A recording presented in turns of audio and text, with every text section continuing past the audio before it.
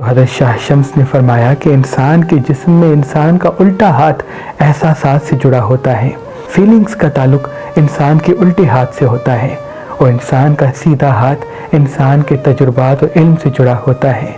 जब इंसान अपने दोनों हाथों को मिलाकर सुबह के आगाज़ में अल्लाह पाक के दरबार में ये दुआ मांगता है कि ऐ मेरे अल्लाह, मेरे एहसासात और तजुर्बात मेरे लिए मुबारक कर दे, मुझसे वो फैसले करवा जो मेरे लिए बेहतर है और उन फैसलों से मुझे दूर रख जो मेरे लिए नहस है। तो अल्लाह पाक के करम से अल्लाह पाक उसके दिमाग में ऐसी ताकत पैदा करता है जिनसे असबाब पैदा होना शुरू होते हैं और उसको उस काबिल बना देता है जो उसके लिए उसकी आने वाली ज़िंदगी के लिए मुबारक होता है।